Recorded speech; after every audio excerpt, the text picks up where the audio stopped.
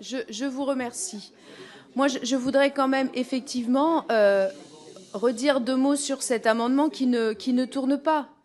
Et pardon, mais quand on met des mots les uns à côté des autres sans qu'il n'ait aucun sens par rapport à une réalité, en fait, on produit un amendement pour produire un amendement.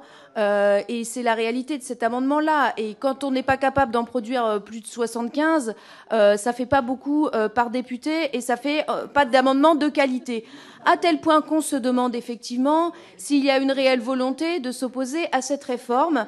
Parce que ce qu'on observe là pour l'instant, c'est une volonté d'aller vite, c'est une volonté de bâcler un petit peu les choses, et c'est une volonté de ne pas aller au fond des débats. Tous mes collègues et moi-même, nous avons déposé, c'est vrai, de nombreux amendements, et je tiens à le dire parce que nous considérons que ce projet de loi doit être traité avec sérieux. On a vu dans beaucoup d'autres temps de cette Assemblée, y compris très récemment, et je me souviens de la niche de mes collègues LFI, où effectivement on a posé des amendements qui n'avaient rien à voir, des amendements ridicules. Ce n'est pas le cas ici.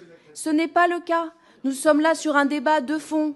Et l'index senior, c'est la réalité des seniors aujourd'hui. On peut toujours se renvoyer les chiffres au visage.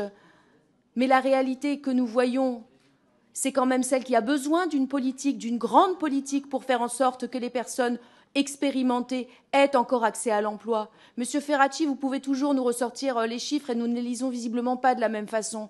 Mais vous-même, vous reconnaissez qu'il y a besoin de cette grande politique et vous nous proposez un index qui ne sert à rien. Et vous avez supprimé les contrats de génération en 2017. Ça fait 5 ans qu'il ne se passe rien et maintenant il se passe presque la même chose que rien avec cet index. Donc, vous reconnaissez qu'il y a un problème et vous ne faites rien.